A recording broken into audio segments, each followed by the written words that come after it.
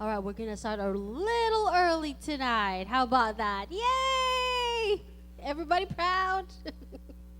All right, how are y'all doing this tonight? I was going to say this morning. I'm so used to talking in the morning. All right, let us all stand up, please. All right. Let us worship the Lord. All right, I forgot. My husband told me, read the page. All right, our first song is Lily in the Valley. If you want to get your hymn book, you can. It's page 189.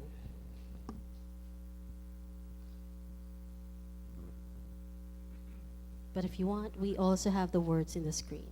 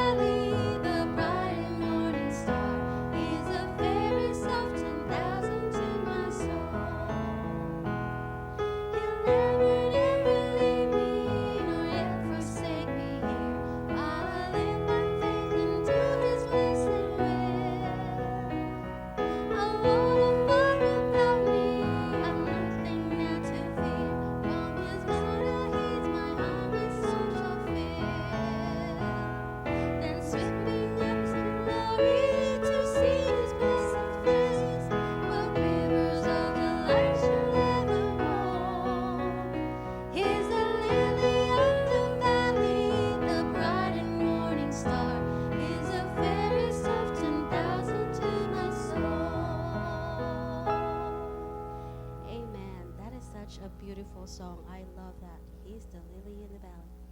Next song is My Father's World, page 43.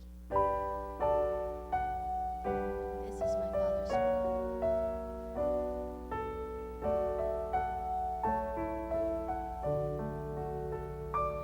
This is my Father's world, and to my listening ears, all nature sings and around me rings the music.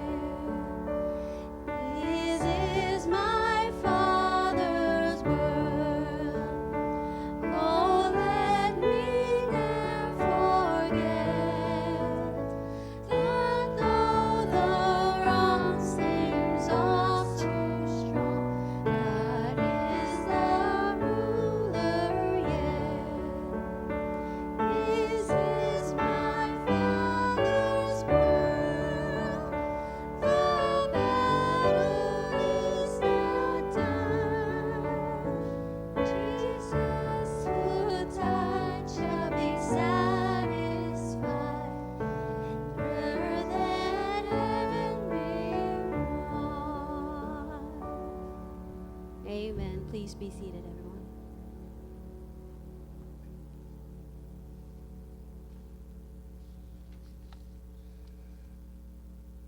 Back many years ago, and if you will, be found in Acts chapter 17.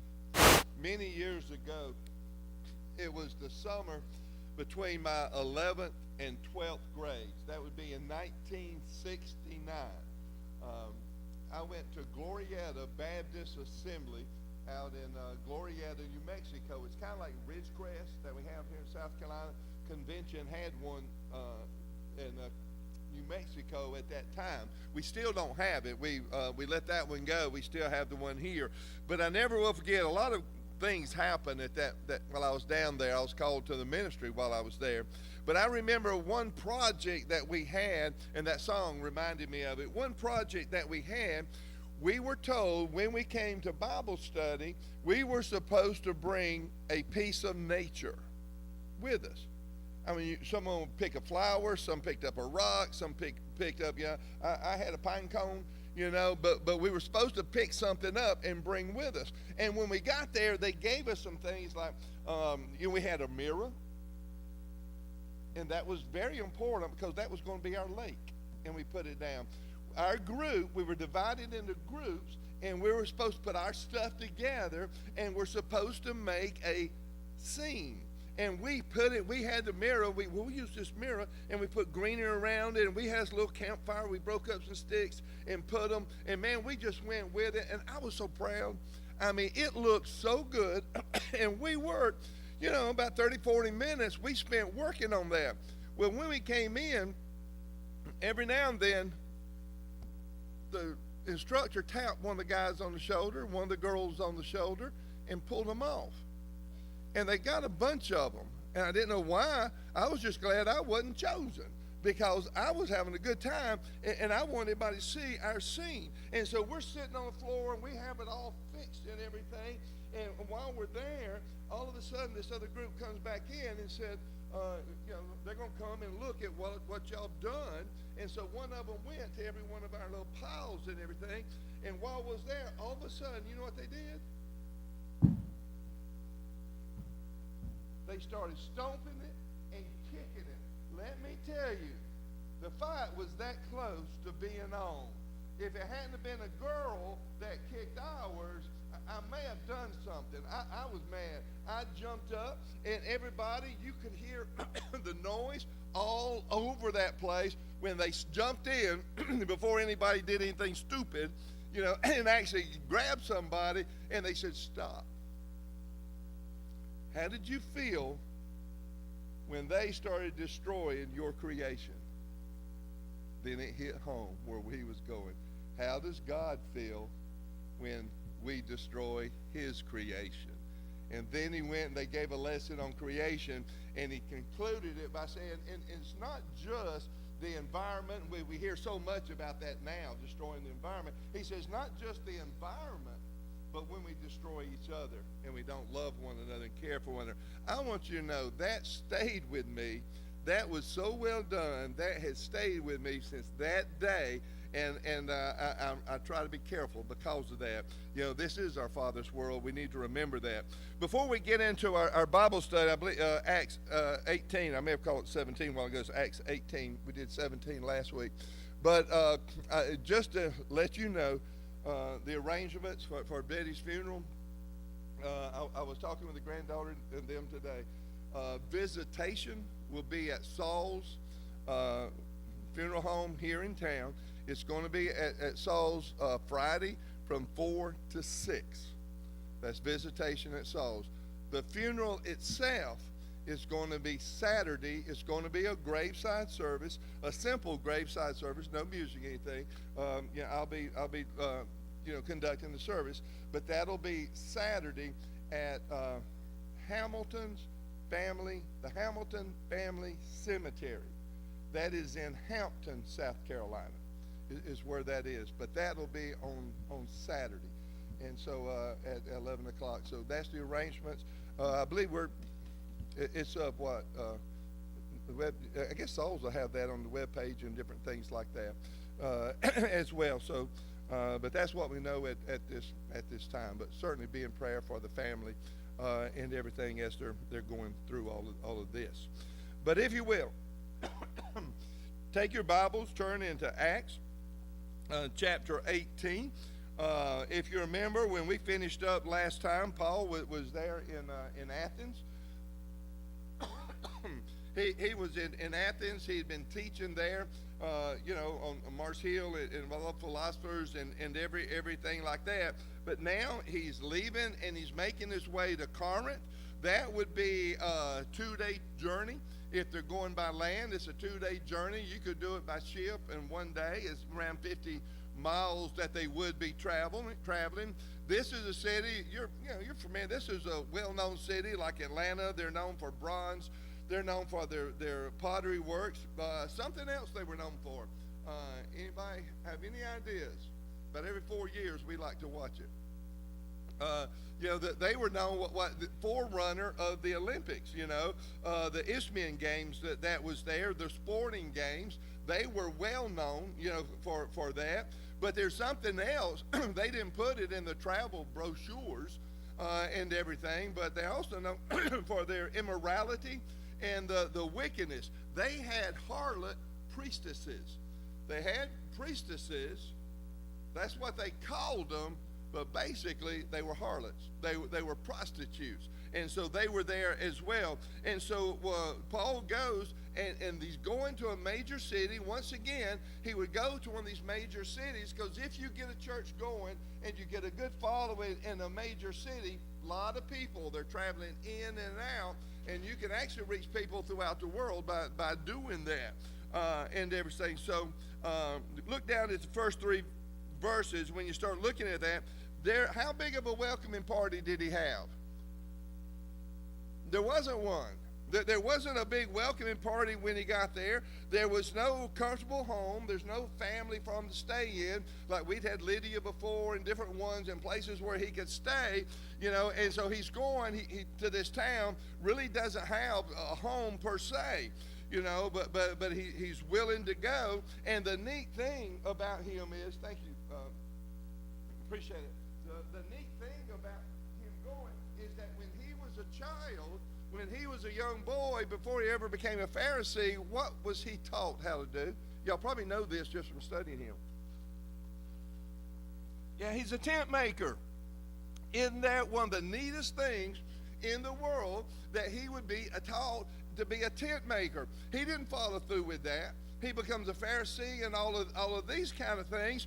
But you see, he's not afraid of manual labor. And that's one of the neat things. Paul is not a lazy guy. We have too many lazy preachers. I just say, in the ministry today. But he wasn't lazy. And so he learned this as a child.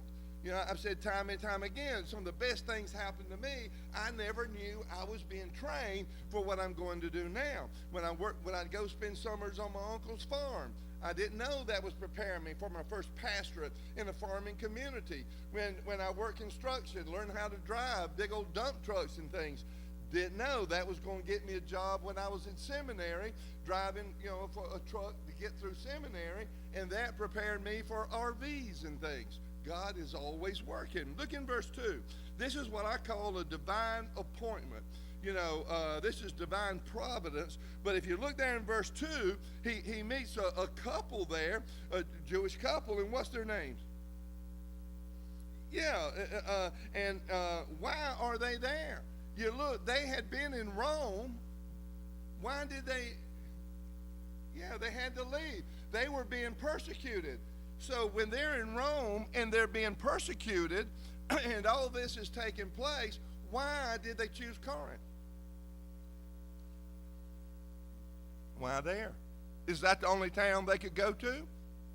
Isn't it interesting that when they had to skip town because the Christians were being persecuted, Christians are told they have to leave Rome. They didn't say you have to go to this particular town, but that's where they went. You see, God is bringing these people together. And so he sends, Paul, he leaves Paul to go to Corinth, and Paul just happens to be a tent maker by trade. He knows how to do that. And so when he gets to Corinth, he meets a couple, And what's their job? Tent makers. Is that a coincidence? Absolutely not. Paul had no idea when he learned how to make tents as a young boy that, that was going to be his family would be staying with these other tent makers. You learn more about this couple, Aquila and Priscilla, in verses 24 through 28. We actually won't go that far because it leaves Paul's ministry. But in those verses 24 to 28, they went with Paul to Ephesus so that there they could help teach Apollos and prepare him. 1 Corinthians 16:19, we see that people would gather in their home, in Ephesus. Then Romans chapter 16, verse 3, we find them again when Paul greets them in his letter to the Romans. I mean, this is a couple that just opened up their doors. They just opened up their doors, to help anyone they could in sharing the gospel and everything. Okay, look down in verses 4 and 5. Where did Paul go? You know this one already. Where did Paul go when he gets there every Sabbath? And what did he do? He goes to the synagogue, and he's going to be preaching, the gospel. And notice he's preaching the gospel. That's the death, burial, and resurrection of Christ. He's going to declare to them that Jesus is the Messiah. They come every week. These people, the Jews, would come and they hear about all the Old Testament laws and all this kind. They learn that, and they also learn about the Messiah that's going to come. And so Paul said, look at these scriptures. Jesus is this Messiah. Look in verse 5. It says he's compelled by the Spirit. New King James, pressed by the Spirit in the King James. What does that mean? He's compelled. He's pressed by the Spirit. What does that mean? Yeah, God's calling. God's talking to him. God's speaking. When you get pressed by the Spirit, you just can't help yourself. You just got to preach and everything. And so in verse 6, when the people heard the message, that he was preaching, what did they say? Man, that is the best news I've heard all week. What did they do? Yeah, they were upset. They were infuriated.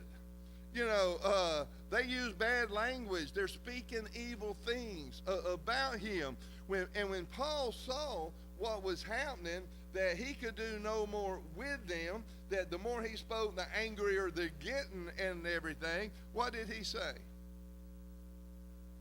Yeah, I'm out of here. I am out of here. He says he shook his raiments and said, your blood be upon your own heads. I am clean. What did he mean when he said, I am clean? He taken a bath that morning? Yeah. Don't hold me responsible. I am clean. I'm not responsible for what you have just committed soul suicide. That's what they did. They chose to go to hell. That's their decision. People say, well, if God is so loving, God wouldn't send people to hell. He doesn't. We choose to go to hell. He says it is finished. Everything necessary for salvation has been done. We choose whether or not we're going to go. And so Paul says, and look what he says after that in verse 6. He said, I am clean. I have done what I am supposed to do. Your souls are on yourself. But from henceforth, I am going to who? Oh, my goodness. Did he just say a bad word? In the Jewish synagogue, a Gentile, that's a bad word for them and everything. He is through with them. He had done his duty toward them. He had fulfilled his responsibility, and they decided. My first pastor, we had a revival twice a year. Y'all remember the days, and revivals still work, by the way. But we every spring, every fall, and we had the revivals, and there was a list. I think it was kept there in the office. But I saw this man, went to see him one year in the spring, went to see him in the fall, went to see him again in the spring, went again to see him in the fall, went to see him in the spring, went to see him in the fall, and he wouldn't accept. I'd see him, and they said, well, make sure you go and see Brother so-and-so. Make sure you see him. Well, I would take the preaching evangelist, and so the year came about, and when they gave me, they said, well, make sure y'all go by and see him. I said, not this time. I said, there are people out there who have never heard the gospel. I have shared the gospel with them. I have taken evangelists to share the gospel with them. There are other people out there who haven't heard, and that's where we're going. That year, we went, and Llewellyn probably remembers the year it happened. Only time it's ever happened, 52 years of ministry, this is the only time it ever happened. The evangelist and I went and visited 7 homes. All 7, someone accepted Christ. Only time it ever happened. If I had been going to that same person and spending all my time with him, the last thing I said to that man was, when I left him the last time, he said, preacher, I'm not going to be one of the hypocrites. Just as soon as I can live it, then I'll come down that aisle and take you by the hand. I said, sir, you will never come down that aisle, and you will never take me by the hand. And he kind of looked, I said, because the day will never come that you can live it, because I know I can't. It comes when Jesus Christ comes into our hearts. You can't do it. You accept Christ, and he will help you as you try to live that life and everything. I said, so when you change your mind and you want to get serious and you want to give your heart and life to Christ, you call me, and I'll be here anytime, day or night. And so Paul said, no, I am done. Look in verse 7. Where did he go to? In verse 7. Does God have a sense of humor? He does. He didn't desert the Jews completely, but he goes to Justus' house. Now, the neat thing about going to Justus' house, verse 7, it tells you, where was his house?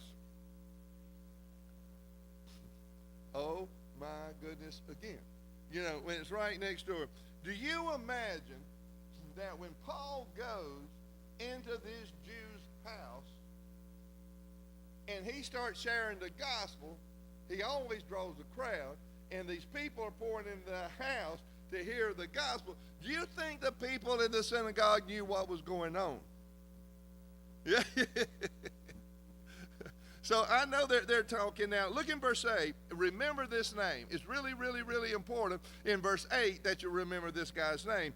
Who was there? And what position did he have? Keep that in mind. Don't lose that. Is it there? He's the ruler, Crispus. Remember that name. He's the ruler of the synagogue. He is there, and he accepts Christ. Not only does he do it, but his entire family. We know from 1 Corinthians 1:14, Paul baptizes him and everything. And so we drop on down.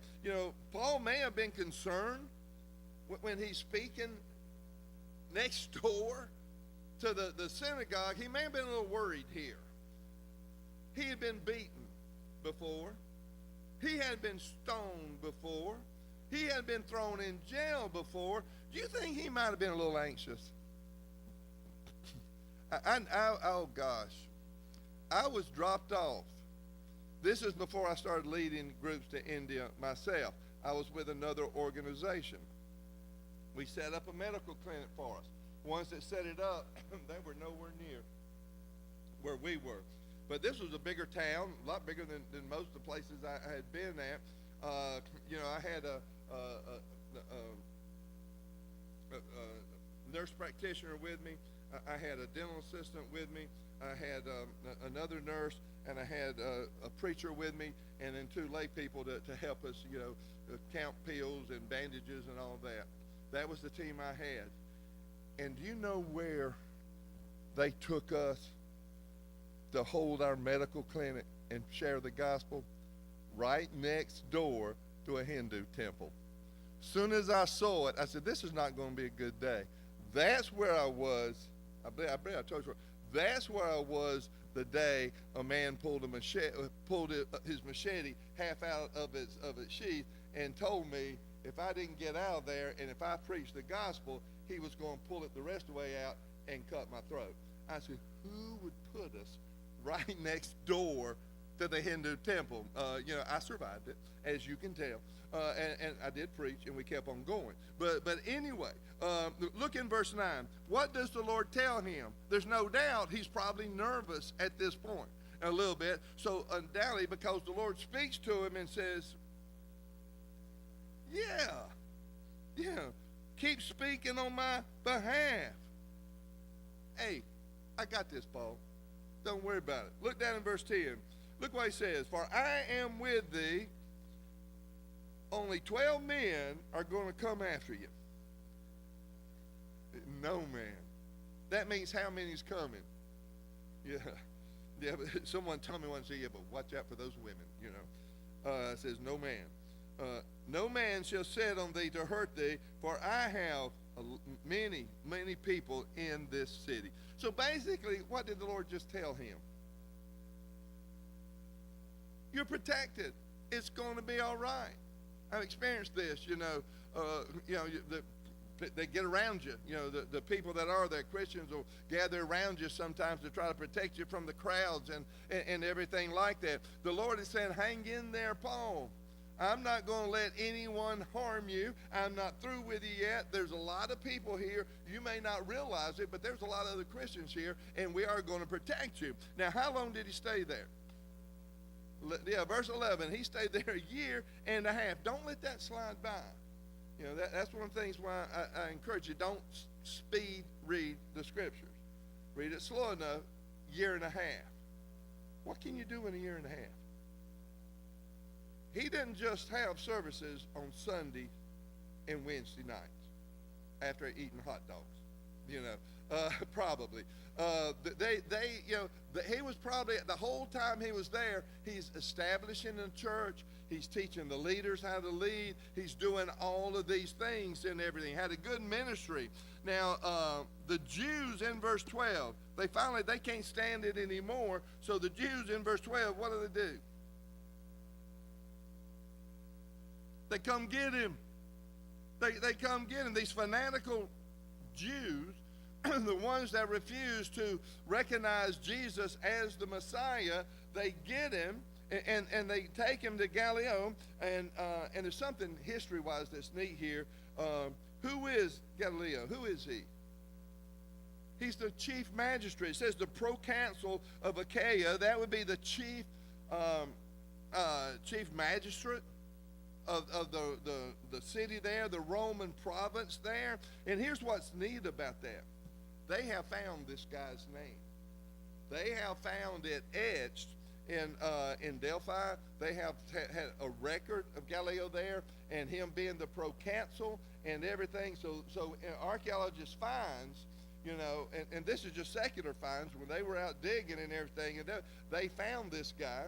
And so it kind of helps prove Paul's timeline that we have. This would be, in Paul's ministry around 51, 52 here, AD. And so it kind of supports, the scriptures and everything that we have here.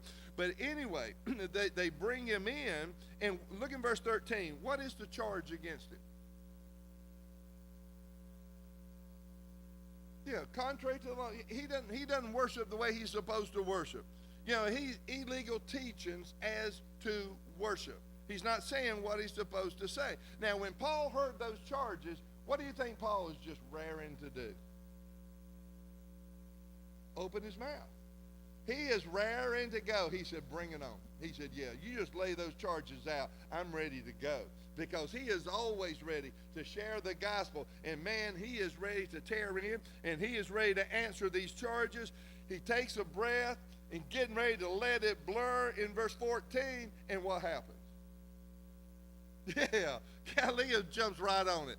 Didn't even give him a chance. What was his response to the charges in verse 15? Yeah, ain't nothing. There ain't nothing. Years ago, there was a First Baptist Church, one of the major cities. It happened in two of them. Happened in Greenville, South Carolina. Happened in Greenwood, South Carolina. Both towns, First Baptist Church in both of them. Same thing happened. Because of some teaching, I think it was First Baptist Greenville. The problem there was they started taking members without baptizing them. And you know, what the name Baptist kind of signifies you've been baptized. That's a big thing for us, you know, and they quit doing that.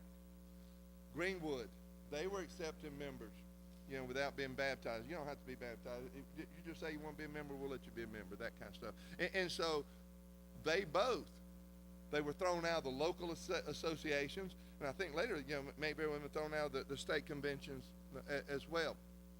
I'm not sure if the states kicked them out, but they were kicked out because of their religious belief. But when they were kicked out of the local associations, did the local law enforcement charge them? Why not? Had nothing to do. Has nothing to do. It's a religious matter.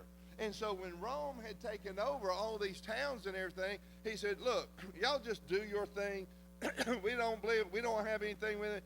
You have your religious courts and all this. They set guidelines. They can only go so far and everything.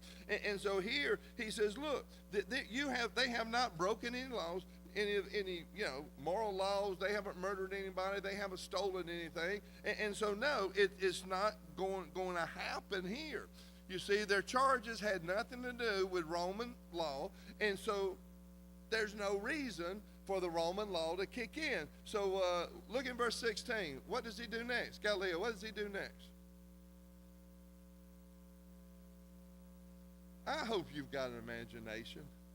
I really hope you can just you're letting all this run through your mind. He kicks them out of the courtroom. How do you think that made them feel? Yeah, they're really mad now. I imagine their faces were turning red. I imagine they're pretty embarrassed here.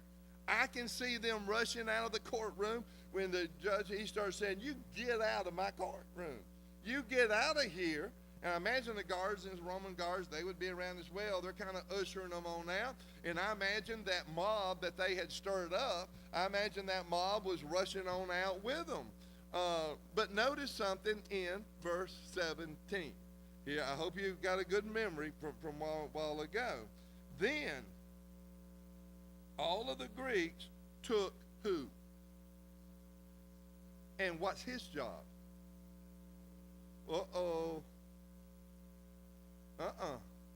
How can that be?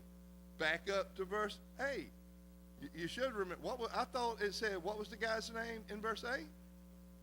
I thought it's the same singer.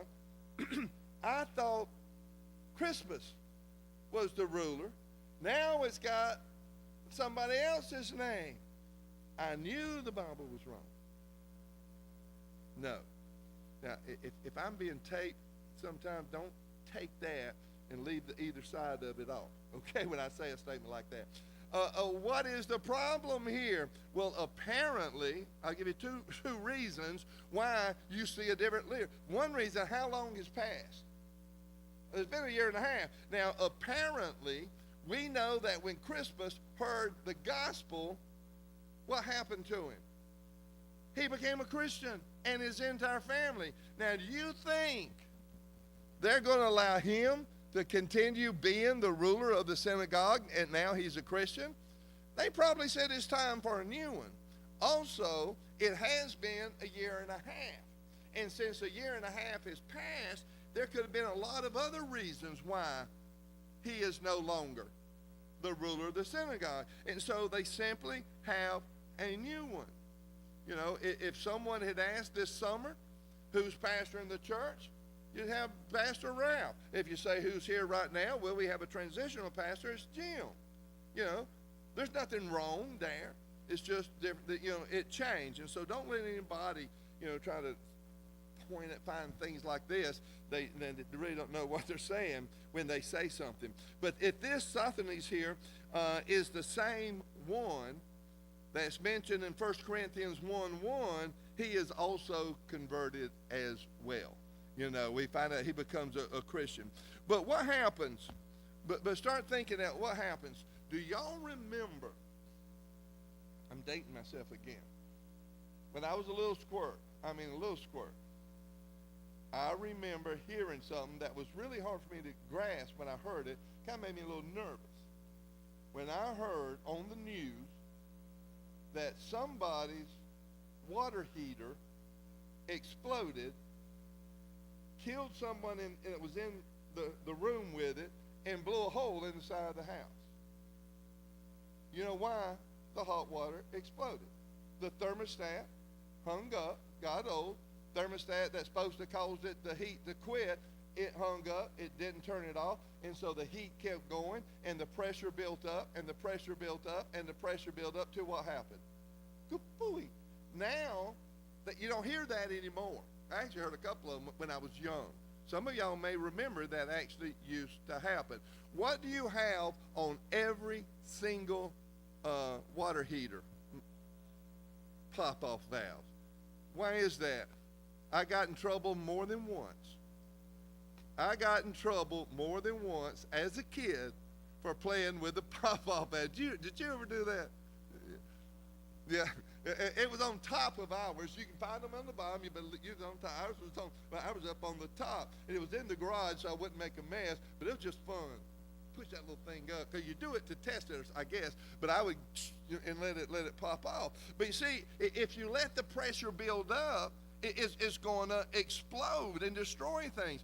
Anger, if you allow it to continue, and we talked about this the other Sunday morning, to build up, it's going to be expressed somewhere and somehow. It's going to affect you physically as well as whoever might be in your path and who might be around when it finally blows and things like that. That's why the Bible's always telling us to refrain from anger. One of the things Llewellyn and I used to do, I mean, you know, like I said, at the children's home, when we used to start fights in the children's home, so they would blow off steams. Nothing like seeing a bunch of teenage girls, 12, 13 teenage girls, give each one of them, arm them with a can of shaving cream and get out of the way. Give them pass out squirt guns. We never had a blow up in our cottage. Of 11, we're the only ones in the year we were there that never had a blow up. We let the steam out. God warns us. These people, they're angry at Paul. So they grabbed him. Can you see them? They grab him, not gently, and they're dragging him to court. Put him before the judge. But then he refuses to talk with them. Refuses to press charges. But that's not all. He didn't just refuse to do that. They're already getting mad, even madder, but he runs them out of his court. That makes them even more angrier. They're embarrassed, and they're really, really mad, and so the steam is really beat up. And so when you look down here in 17, as we're about to close this up, in verse 17, what did they do with all of that anger? The leader of the synagogue, what did he do? What didn't he do, maybe? I don't know. I can't help but wondering, because, I think it is the same one that we see get saved later on. Not 100% sure on that one. But I can't help but wonder if maybe that beating that they gave him, whether or not that might have influenced Sosthenes, toward Christ. He might have said, my people are crazy, when all this was happening. Look in verse 17. Again, Galilee, what did he think about this? What do you think people think outside the church? I got the phone call to go pick up my hippie. Brother Jim's hippie, they called in Kentucky. I've spoke of him before. He was in the bar. He was drunk. Later on, I said I wouldn't come get him. I left him in jail and let him stay there. But I got the call when I was trying to help him at the beginning. Bartender called. He said, Pastor, you had better get here quick. Come get him. I walked in to get him and drag him out. Supposedly, he told me, I'm trying to win all these souls to Jesus. He was so drunk.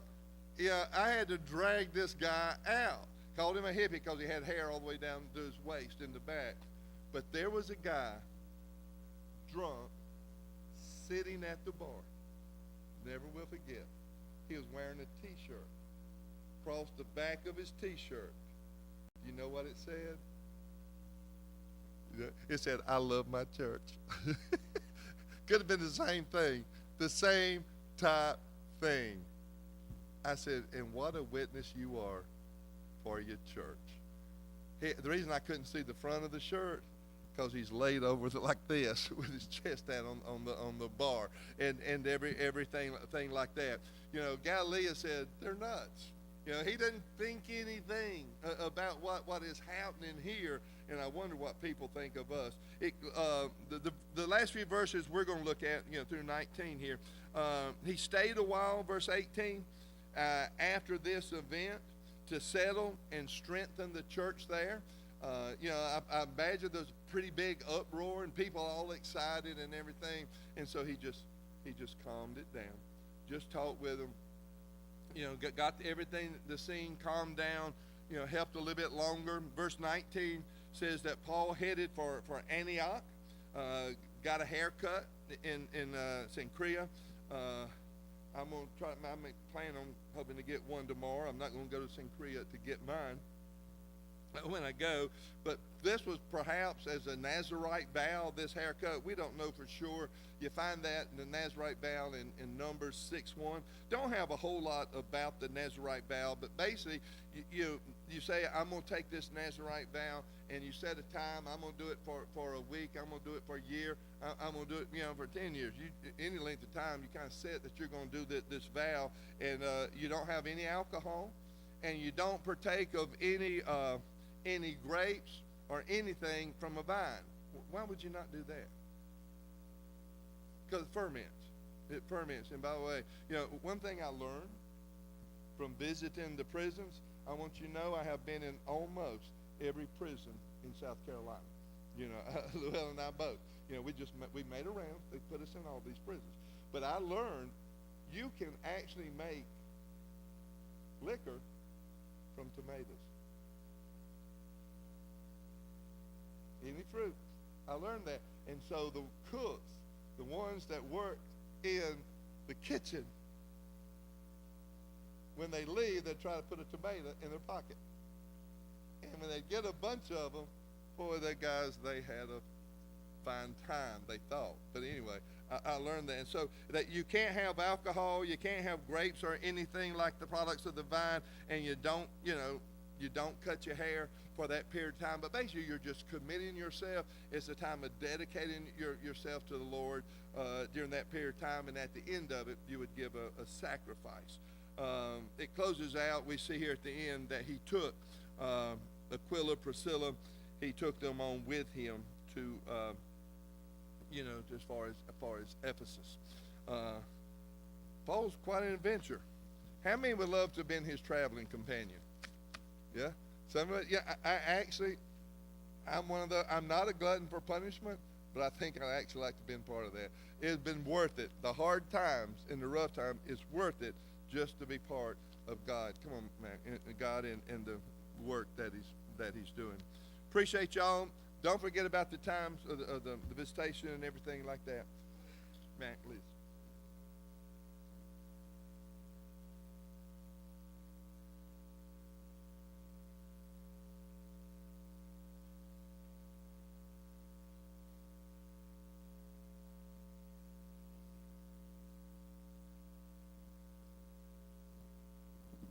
Like Pastor Osteen said, you would remember Betty Robinson family. It's overwhelming how deaths come so quick. Cause Pastor Osteen went over there Sunday to visit with her, and I went over there Monday to visit with her, and she was in good spirits. I mean, she was talking and all that good stuff. And then Monday, the Lord got her. So, you know, reminded me, you know, none of us know when death's coming, so we need to be prepared. So if you remember, Miss Betty's family got Diane and Nikki. Diane lives in Texas, so Miss Patricia tickled me because I called her and told her, you know, Miss Betty passed, and she said, well, you know, Mac, she didn't want to go to Texas, so she's not going to Texas for sure now. So, but you know, remember that family. I talked to Darlene. She got 5 more chemotherapy treatments to take, and she said she hopes she can get them done before the first of the year. And a guy that I worked with, used to work with, Mike Myers, he had a lady in his church. Her son's the one that got killed up there in Hampton when they had that shooting up there in Hampton on Monday. I forgot what her name was, but anyhow, he asked us to remember that family in prayer. Pat, you doing good with your therapy? Okay. All right. I also remember Miss Patricia. She had cataract surgery. Her right eye is doing well. Her left eye, she said she still can't see too good out of it. So she got to go back to the retina doctor to see what they can do with her left eye to see if they can get it corrected and stuff. Continue to pray for our church. Definitely pray for this pastor search committee. We met Monday night and went over, listened to a video of one of the pastors. Anyhow, just pray for us. We seek God for the right individual for Great Swamp Baptist Church. Got a praise report. Junior mother, she decided to take a little sabbatical for a few days, and so she's back home. So, thank the Lord, she made it back home. And pray for Pastor Osteen as he leads us as a church. Connie and Anne Marie.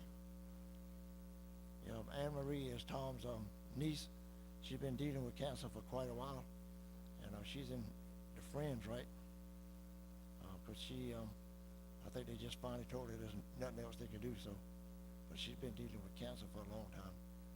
Remember the school Friday? They got God and Country. Is it Friday? So remember the school with that. So, anything else? Pastor Ralph's gonna have gallbladder surgery sometime this month here, so he got to have gallbladder surgery this coming month. So, anything else? Calvin? Yeah, Keith Gamble, he's going next week to have a port put in. So anyhow, that's helping get started with his dialysis and stuff. So remember Keith. And we need to thank the Lord for the good Harvest Fest. It was a good Harvest Fest that we had last Saturday. So, anything else? True, you lead us in prayer, Barbara.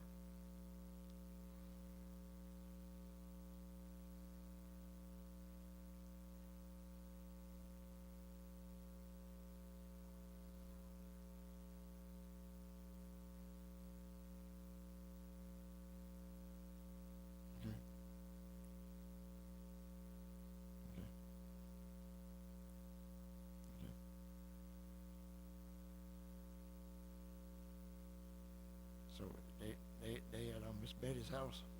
Okay. All right. If you want to carry food, just carry it by Miss Betty's house. You lead us in prayer through it.